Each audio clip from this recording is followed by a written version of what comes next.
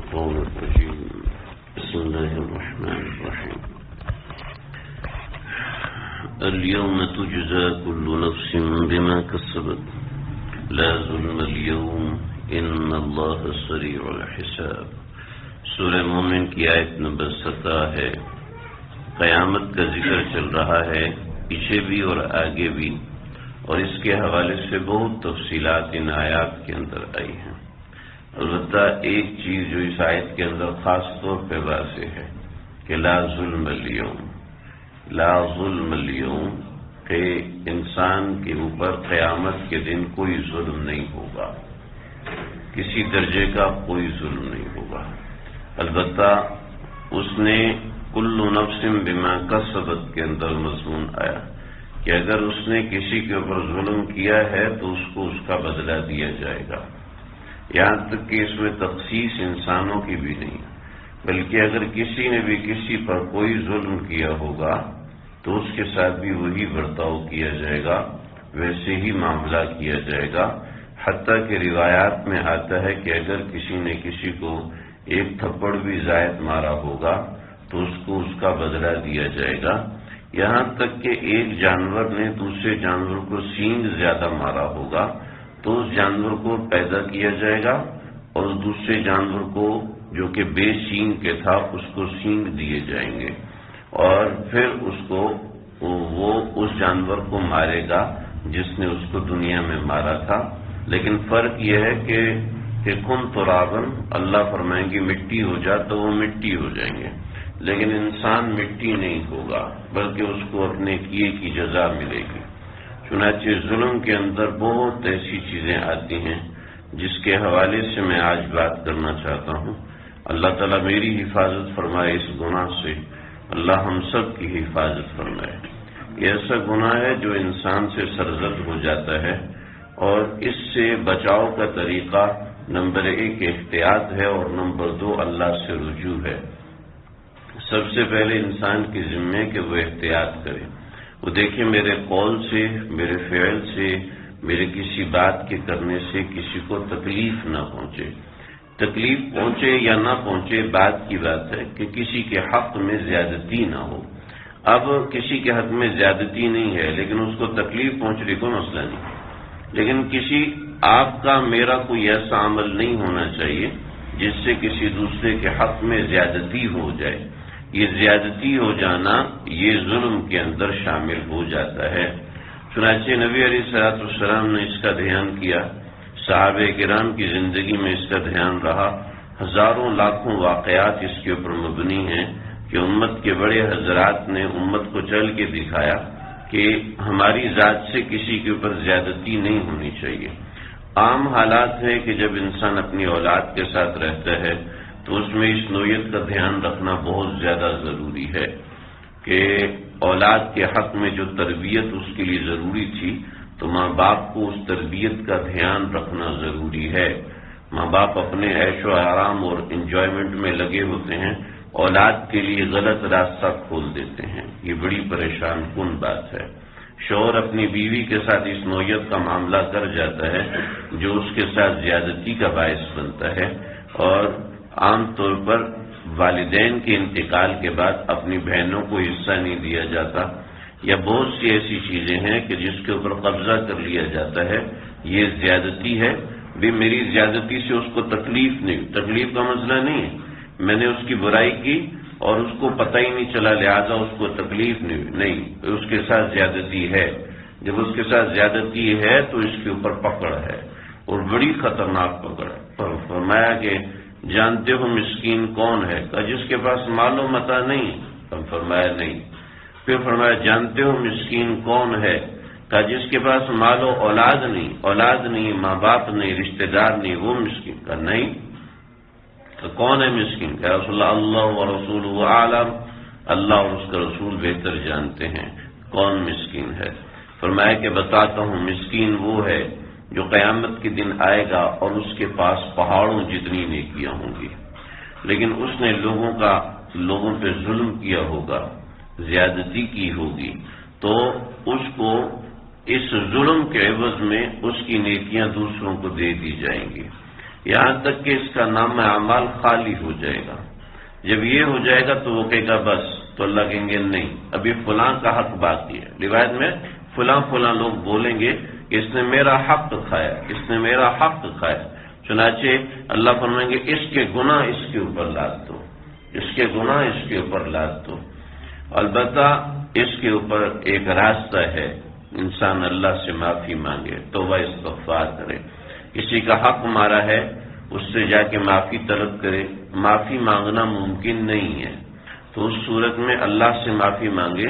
تو روایتوں میں آتا ہے کہ اللہ رب العزت جب وہ بندہ اپنا حق لینے آئے گا یا صاحب حق کھڑا ہوگا تو اللہ فرمائیں گے ہاں بھی تیرا حق کس نے دینا تھا؟ جی دینا تھا بھی، وہ یہ حق موجود ہے ایک کتاب کی شکل میں، ایک پھل کی شکل میں، یہ حق لے لو یا وہ جنت میں جانا ہے۔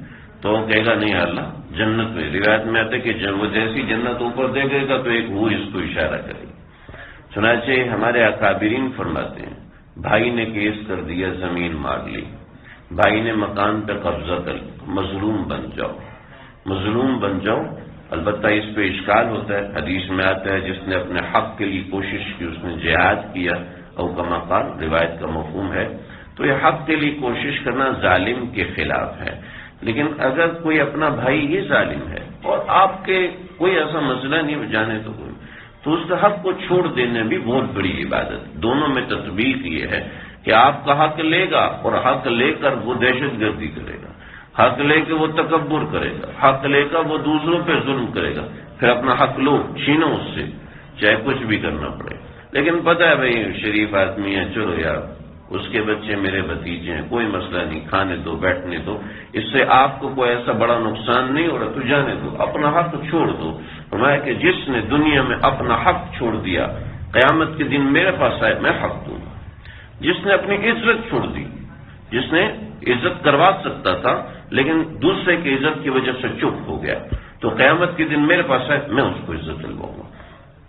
تو دوسروں پہ ظلم نہ ہو، زیادتی نہ ہو۔ البتہ اب ہم سے ہو گیا ظلم، کسی کا حق مار لیا، حق کا، تو پڑھتے رہیں اللہ جی جس کے اوپر ظلم ہوا جس پہ اللہ اس کو پہنچا دیں۔ قیامت کے دن اللہ پھر وکیل بن جائیں گے ایسے بندے کے۔ ندامت کتنا بڑا عمل، استغفار کتنا بڑا عمل ہے کہ یہ کر لو تو اللہ تعالیٰ بخش دیں گے۔ تو ایک یہ چیز، اس کے ساتھ اور بہت سے، لیکن ایک بات میں سناتا ہوں تاکہ واقعہ ایسا ہوتا ہے اس سے بات پوری ذہن میں جم جاتی ہے، نٹ ہوتا ہے نا، واقعہ نٹ کی طرح ہوتا ہے، بات کو بیٹھا دیتا ہے۔ حضرت عمر ابن خطاب رضی اللہ عنہ کا واقعہ کتابوں میں لکھا ہے۔ حضرت عمر ایک مرتبہ ایک جنگل میں گئے تو گشت کر رہے تھے، تو آواز آئی جنگل سے، اندازہ ہوا کہ جنگل میں کوئی ہے، تو گئے تو ایک عورت وہاں بیٹھی ہوئی ہے اور اس کے بچے ساتھ اس کے بیٹھے ہوئے رو رہے ہیں۔ تو حضرت عمر نے پوچھا بھی کیا معاملہ ہے؟ کہنا جب میرے پاس کھانے کو کچھ نہیں ہے۔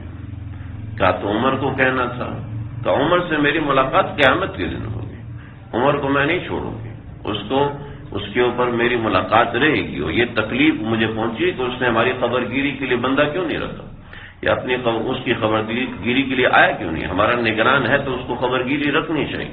چنانچہ یہ ایک بڑی تنبیہ ہے جو اداروں کے بڑے ہیں، جو مدرسوں کے بڑے ہیں، جو کالجوں کے بڑے ہیں، یونیورسٹیوں کے بڑے ہیں، کہ آپ کے اسکول کے اندر ایک بچہ ہے جو کہ خراب ہو کے نکل رہا ہے، آپ کے کالج کے اندر ایک بچہ ہے جو برباد ہو کے نکل رہا ہے، آپ کے مدرسے کے اندر ایک طالب علم ہے جو کہ خراب ہو کے نکل رہا ہے، آپ کی پکڑ ہے، آپ کا اپنا بچہ ہے اور آپ کو پتہ ہی نہیں کہ وہ کہاں کل چھڑے اڑا رہا ہے، اور آپ اپنے مرضی کی لائف گزارے، جی میں تو بڑا متقی پرہیزگار ہوں، نہیں پکڑ ہوگی کہ اس کے تربیت کا انتظام ضروری ہے، لیکن کمی ہے، ہر چیز میں کمی ہے، تدارک کی استغفار۔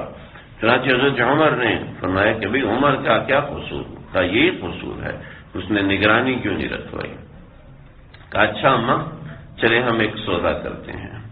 دیکھو عمر کو جو آپ نے اللہ سے سوال کرنا ہے، اللہ کے سامنے عمر کی گریبان پکڑ کے آپ نے جو سوال کرنا ہے، وہ حق مجھے کتنے کا بیچو گی؟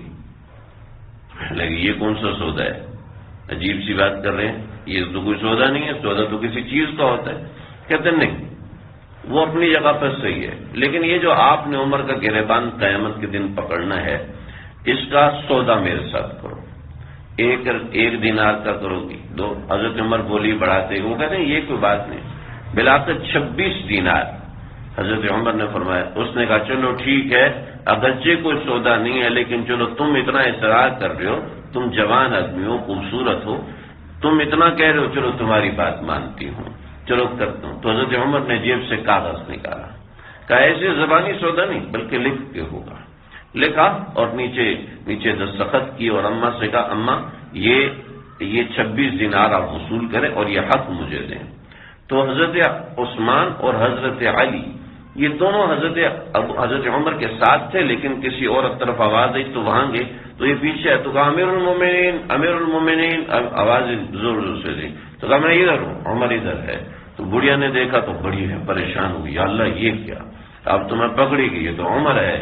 تو جو کسی کی طرف نظر اٹھا کے دیکھ تو صحابہ کرام گر جاتے تھے، وہ اتنے روب والے، تو دیکھ کے گھبرا گئی۔ کہا اماں گھبرائے نہیں، لیکن میرا آپ کا سودا ہو چکا ہے کہ جو حق آپ کے اوپر تھا وہ میں نے خرید لیا، اب اپنے حق سے مکریے گا نہیں۔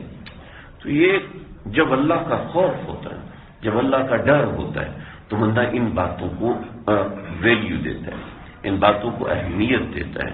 اس کا یہ مطلب نہیں انسان پریشان ہو جائے، لیکن یہ معنی ضرور ہے کہ انسان کسی کا حق نہ مارے، کسی کے اوپر زیادتی نہ کرے۔ اليوم تجزا کل نفس بما کسبت، یہ ماں کا جو لفظ ہے ایک سوئی کو لیے ہوئے ہے، ایک تنکے کو بھی لیے ہوئے ہے، اور بہت سی چیزیں۔ حضرات اکابر نے اس پہ بہت سے واقعات لکھے ہیں، لیکن ان واقعات کا تعلق کوئی اتنی بڑی عملی زندگی سے نہیں ہے، بس بنیادی طور پر حق جسے کہتے ہیں، وہ حق ایسے کم از کم 10 درہم، یعنی آج کے زمانے میں 5 سے 6 ہزار روپیہ، کم از کم اتنا حق ہونا چاہیے۔ تو قیامت کے دن لا ظلم اليوم، کسی پر ظلم نہیں ہوگا۔ اب کسی پر ظلم نہیں ہوگا، ایک چھوٹا سا اشکال ہوتا ہے کہ کسی پر ظلم نہیں ہوگا، کیسے نہیں ہوگا؟ بھائی ایک آدمی 50 سال زندہ ہے کفر میں، اس کو عذاب ہونا چاہیے 50 سال، لیکن قرآن کہتے ہیں ہمیشہ جہنم میں رہے۔ ایک آدمی نے کسی کا حق مارا ہے، اور حق وہ تھوڑا سا ہے، اس کو قیامت جہنم میں ڈال دیا جائے گا۔ جہنم کا حق تو دنیا کے حق کے مقابلے میں کچھ ہے ہی نہیں، تو پھر یہ کیسے ہو گیا؟ تو جواب دیا ہمارے اکابرین نے، جواب یہ ہے کہ انسان اپنی نیت کے سبب جہنم میں مستقل رہے گا۔ یعنی کافر کی یہ نیت اور یہ دل اور یہ سوچ تھی، یہ نظریہ تھا کہ جب تک زندہ ہوں اسی طرح زندگی گزاروں، جب تک زندہ ہوں اس سے بہتر زندگی گزارنے کی کوشش کروں گا۔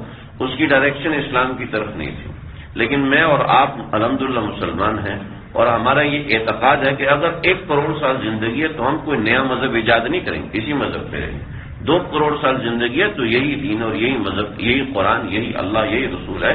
ہماری نیت یہ ہے، لہذا ابد الآباد کی عمر ہے تو ابد الآباد یہی نیت رہے گی، اسی نیت کا اجر ملے گا۔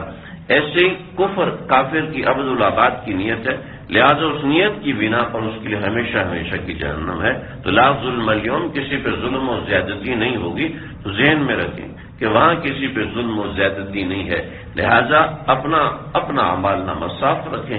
ہر روز حضرت عبدالحی عارفی رحمۃ اللہ علیہ فرماتے تھے ہر روز اللہ سے معافی کر لیں، کیونکہ وہاں تو ظلم ہے ہی۔ جب اب پچھلی معافی مانگ لی تو اللہ کہیں گے بھائی میرے بندے جو ہو گیا سو ہو گیا، جب تو نے معافی مانگ لی تو اب دوبارہ پریشان نہیں۔ ان اللہ سریع الحساب، یاد رکھو اللہ جلدی حساب لینے والے ہیں۔ یعنی ہو سکتا ہے میری نماز ابھی ہوئی ہے، ہو سکتا ہے نماز کے سلام پھیرنے سے پہلے ہی اس کا حساب ہو چکا ہو، اور قیامت کے دن بھی ایسے جلدی حساب ہوگا کہ ہر بندے کو سمجھ ہی نہیں آئے گی کہ ایک وقت میں اس کو کوئی انتظار نہیں ہے، کچھ ایسا نہیں، جلدی حساب ہوگا۔ اللہ ہم سب کی حفاظت فرمائے۔ جب بھی قرآن میں حساب کا لفظ آتا ہے تو وہ روایت یاد رکھ لیں کہ حضرت عائشہ صدیقہ رضی اللہ تعالیٰ عنہ نے اللہ کے نبی سے پوچھا یا رسول اللہ کیا قیامت کے دن اس مسلمانوں کا بھی حساب ہوگا؟ تو آپ نے فرمایا من نوقش عذب، کہ جس کا حساب لیا نا وہ تو گیا کام سے۔ تو کہا تو پھر اللہ رب العزت نے جو کہا ہے کہ میں آسان حساب لوں گا، اللہم حاسبنی حسابا یسیرا کی دعائیں آپ نے سکھائی ہیں، اس کا کیا مطلب ہے؟ تو اس کا مطلب یہ ہے کہ اللہ تعالیٰ اعمال نامہ دیکھیں اور پوچھیں، کچھ بھی نہیں ہو، فرمایا تو مسلمان ہے چل جا جنت میں۔ تو جہاں بھی سریع الحساب یا حساب کا لفظ قرآن میں آتا ہے تو بس یہ ہی ذہن میں رکھیں، وہ اللہ سے دعا کیا کہ اللہ جی مجھے اس دن آسان حساب عطا فرمائی، یعنی ایسا حساب جس میں سوال و جواب نہ ہو۔ اللہ تعالیٰ مجھے